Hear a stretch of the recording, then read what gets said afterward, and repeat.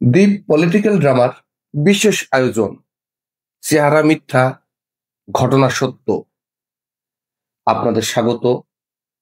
আজকে আমাদের বিশেষ অতিথি জনাব আসিফ নজরুল স্যার।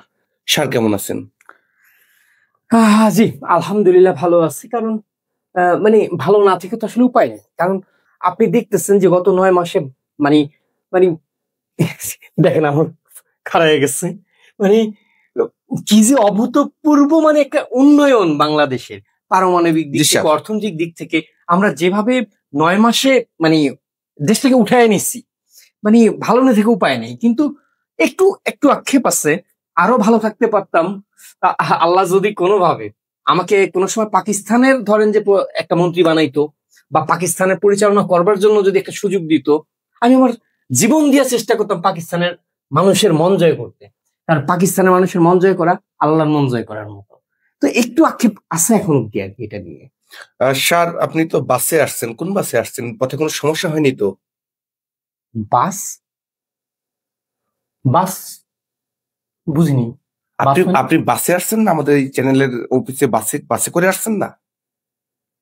আপনি জানেন আপনি কাকে ডাকছেন আপনার ইন্টারভিউতে? জি স্যার। কাকে ডাকছেন? স্যার আপনাকে স্যার। আমার নাম কি? স্যার আসিফ নজরুল। আপনার মনে হয় একজন মন্ত্রী বাসে করে আসবে আপনার মতো 3 টাকা সাংবাদিক? স্যার রেগে যাবেন না স্যার। আপনি তো একবার পোস্টে লিখেছিলেন যে আপনি যদি ক্ষমতায় আসতে পারেন কখনো মন্ত্রী। আরে ওটা আমার ফেসবুক হ্যাক হয়েছিল। স্যার আপনি বলছিলেন যে সকল মন্ত্রীরা যাতে একদিন হলেও বাসে চড়ে সেই ব্যবস্থা আপনি করবেন স্যার। ওইটা আমি লিখি নাই রে বাবা, আমার ফেসবুক হ্যাক হয়েছিল। আচ্ছা আমার কাজের ছেলে মাঝে মাঝে আমার ফেসবুক হ্যাক করে চালায়, রাতে আমি ঘুমাই গেলে। Sorry sir. স্যার আপনার বাড়ি তো কুমিল্লা না?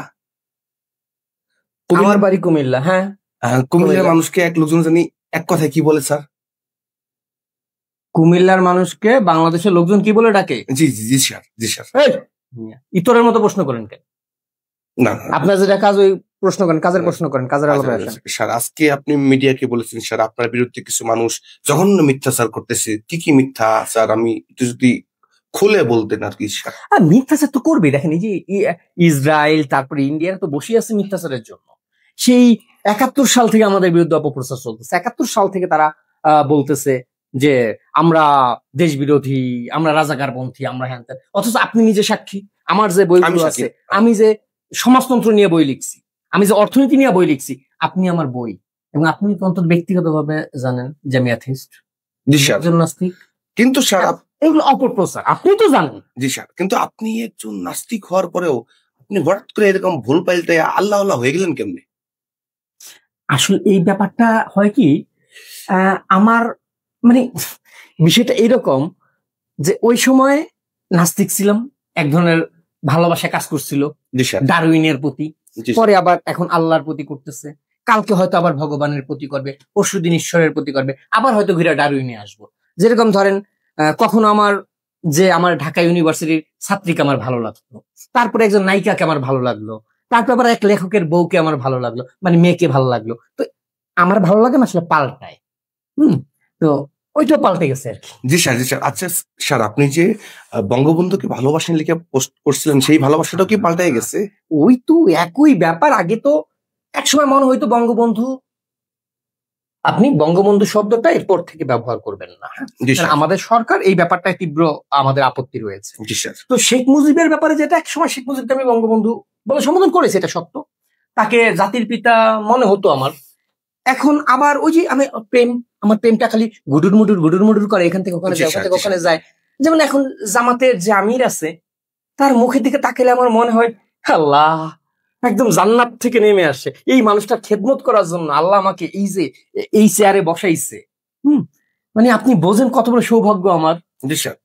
আমার কাছে এখন জাতির পিতা হচ্ছে তিনি।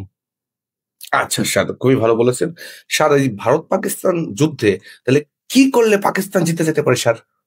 ভারত পাকিস্তান যুদ্ধ এটা তো আসলে ইহুদি নাসারাদের একটা ষড়যন্ত্র, ইসলামের বিরুদ্ধেই মূলত।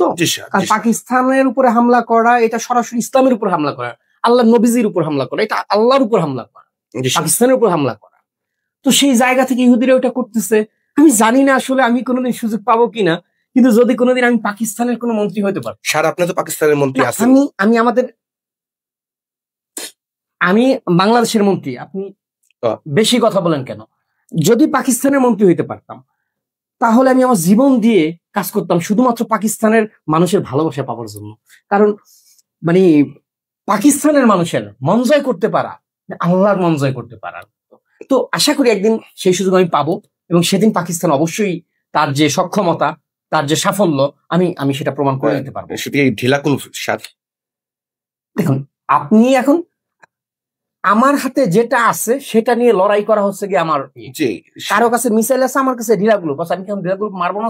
অবশ্যই স্যার, ঢিল মারবেন, আর আপনাকে সাপোজিটর মারবেন স্যার প্রয়োজনে। আচ্ছা স্যার, তাহলে কাশ্মীর হামলায় যে ইন্ডিয়া নিজেরা করছে এই সম্প্রতি, আপনি একটা পোস্ট দিলেন দিয়ে আবার ডিলিট মারলেন, এখানেও পোল্টি মারলেন ঘটনা। আমি আপনাকে বরাবর বলেছি, রাতে যখন মানে একটু আমি খাওয়া দাওয়া করে একটু শুই, তখন আসলে আমি সেন্সে থাকি না। তখন হয় কি, আমার কাজের ছেলে মাঝে মাঝে আইসে ওই আমার মোবাইলটা নিয়ে, ও আবার আমার ফিঙ্গার আর ওর ফিঙ্গার একই ফিঙ্গার আর কি, ওর ফিঙ্গার দিয়ে আমারটা, মানে আমরা দুজনে একই আঙ্গুল আমাদের দুজনে একই রকম আঙ্গুল, কত ওর আঙ্গুল দিয়ে আমারটার কাজও করে ফেলে। এটার উপর আমার আসলে কোনো হাত নেই। সকালে ওটা আমি দেখছি, আমি ডিলিট করে দিচ্ছি। খুবই ভালো কাজ করছেন স্যার। কিন্তু স্যার আপনি আইনমন্ত্রী হওয়ার পরে জঙ্গিদের ক্ষমতা জেল থেকে ছেড়ে দিতেছেন, জঙ্গিদের অবাধে বিচরণ করতেছে, তারপরে হলো স্যার ওই যে নায়ক নায়িকা বড় বড় সেলিব্রিটিদেরকে হত্যা মামলা দিতেছেন সরাসরি। স্যার এই বিষয়ে যদি কিছু বলতেন। আপনার চ্যানেলের নাম কি জানো? স্যার আসমান তারা। এই চ্যানেলের মধ্যে এখনো স্বৈরাচারের দালাল রয়ে গেছে। এই দেশে বসে আপনি এখনো জঙ্গি বলার সাহস দেখান মুসলমানদেরকে, যারা আল্লাহর পথে জেহাদ করেছে, যারা হোলি আর্টিজানে আল্লাহর নামে জীবন দিয়েছে, যেই সব মুজাহিদিনরা আমাদের, তাদেরকে জঙ্গি বলার সাহস দেখান। জনগণ ইন্টারভিউ শেষ করেন, দেখছি ব্যাপারটা। স্যার আপনি ওই যে ঘাতক দালাল নির্মূল কমিটির ছিলেন, জাহানারা ইমামের সহযোগী হিসেবে অনেক ডকুমেন্ট স্যার আপনি গায়েব করে দিচ্ছেন, এই ব্যাপারটা নিয়ে যদি কিছু বলতেন। এটা অনেক পুরনো আলাপ, আমি এগুলো অবশ্য ভুলে গেছি। আপনার এই মাঝে মাঝে এই ব্যাপারগুলো নিয়ে কথা বলেন, মানে বিষয়টা হচ্ছে এটা একজন ইসলামের খেদমত করা।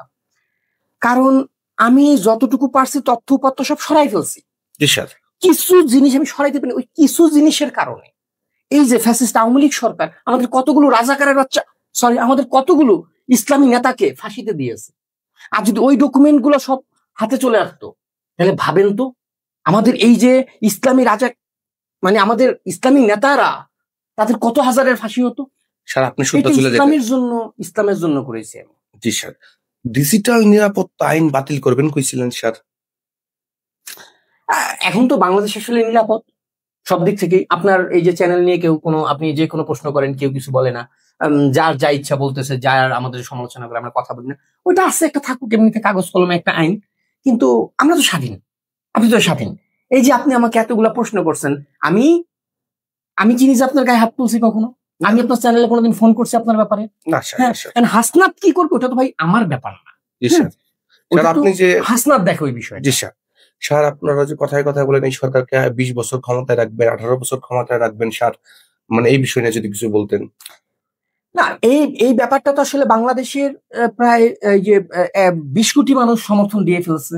20 কোটি মানুষই আমাদেরকে জানিয়েছে যে তারা আগামী 20 বছর চায় বাংলাদেশ সরকারকে। তো যদি ধরেন আমাদের দুর্ভাগ্য যে বাংলাদেশের মানুষ 20 কোটি, এখানে 20 বছর চাইতেছে, যদি 40 কোটি হতো 40 বছর চাইতো। তো আপাতত আমরা মেনে গেছি যেহেতু আমাদের মানুষ কম বাংলাদেশে, তো 20 বছর ইউনূস সরকার ক্ষমতা থাকবে, এটা কনফার্ম।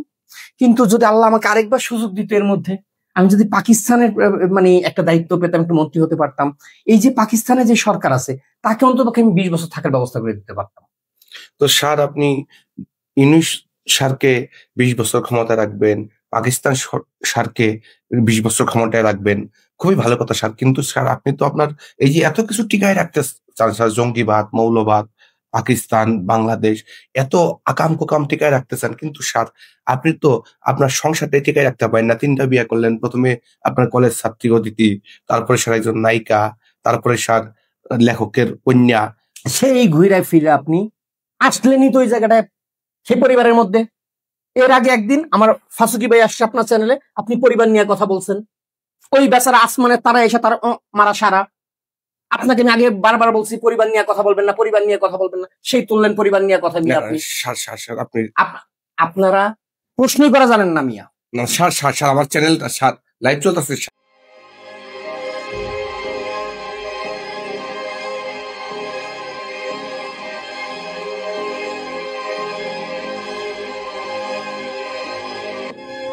Oh.